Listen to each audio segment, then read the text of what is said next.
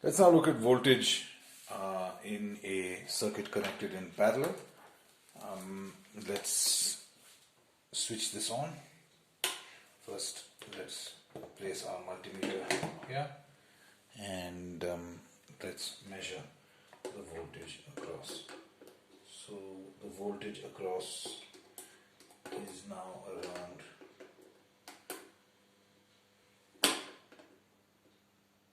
2 volts 50, 2.5 volts. Now let's begin looking at how the potential drops through the circuit.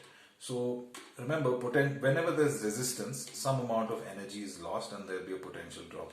So the current travels into this ampere meter and from this ampere meter to this joint.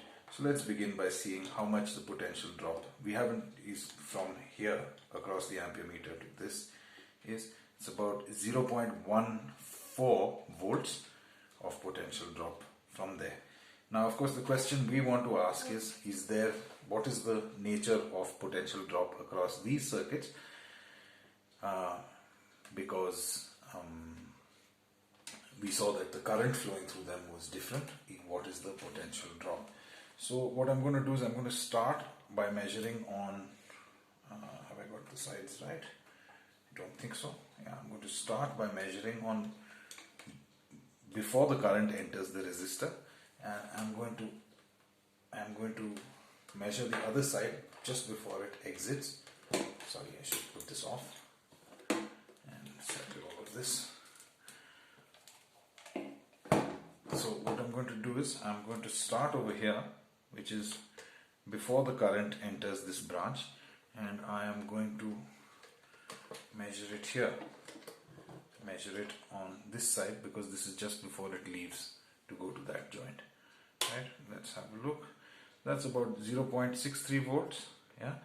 So that's the potential drop across this and across our ampere meter. Now let's look at the second branch. So here we're going to start here where the current enters the resistor, and we're going to exit over here. So that's 0.62, yeah, approximately the same. And let's look at the third resistor similarly where the current enters, and here where it exits this branch, and 0.63. Right? So what we saw is that in all three branches of this parallel connection, the voltage is the same, the potential drop is the same, which kind of makes sense because you can see there's a joint here and there's a joint here. So we know that at this, the potential drop across this and this has to be equal because all three of them are joined. You can't have a different potential here and a different potential here. That would mean you have electrons of different energies side by side each other. And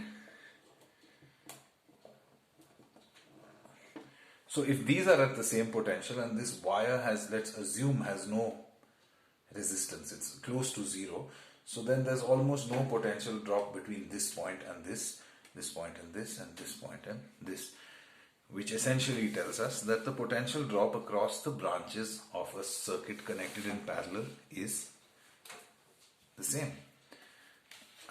Let's, of course, just for the sake of it, let's look at the final potential drop across our rheostat. Remember, our rheostat is not at zero, so there will be some potential drop here. Let's put this here and put that there. It's quite a bit. It's about 1.75 volts. 1.74 volts. So that is the potential drop. I leave you to figure out what has happened. Of course, it's not rocket science. Some potential drop has occurred here. There has been an equal potential drop across all three branches, and then there has been a potential drop over here. And this tells us in fact leads us to something very important, which we will discuss in the next video.